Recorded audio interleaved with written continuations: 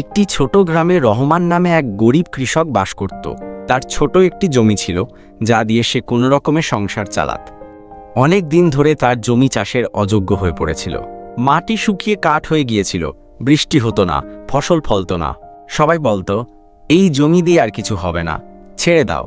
কিন্তু রহমান সহজে হার মানার লোক ছিল না। প্রতিদিন সকালে সে মাঠে যেত, মাটি খুঁড়ত, ঘাম ঝরাত।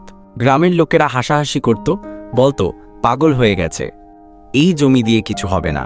একদিন গ্রামের সবচেয়ে বয়স্ক মুরব্বী রহমানকে ডেকে বললেন, শোন বেটা, তোর মতো পরিশ্রমী মানুষ আমি কম দেখেছি। তবে একটা কথা মনে রাখিস, নদীতে অনেক সময় জল আসে না, কিন্তু তার মানে এই না যে নদী শুকিয়ে গেছে। ঠিক সময় হলেই নদী পূর্ণ হয়। এই কথা শুনে রহমান আরও জেদ ধরে মাঠে কাজ করতে লাগল। নিজের শেষ সঞ্চয় দিয়ে সে কিছু নতুন বীজ কিনল, গ্রামের এক জলাধার থেকে পানি বয়ে আনার চেষ্টা করল। দিনের পর দিন, মাসের পর মাস সে অক্লান্ত পরিশ্রম করে গেল।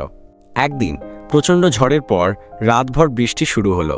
মাটিতে পানি ঢুকতে লাগল, শুকিয়ে কাঠ হয়ে যাওয়া জমি সজীব হয়ে উঠল। কয়েক সপ্তাহ পর রহমানের জমিতে সবুজ গাছপালা গজাতে শুরু করল। আর কিছুদিনের মধ্যেই পুরো মাঠে সোনালি শস্য দুলতে লাগল। যে জমিকে সবাই মৃত বলেছিল, সেই জমি গ্রামে সবচেয়ে বেশি ফসল দিল। লোকেরা অবাক হয়ে তার মাঠ দেখতে আসত।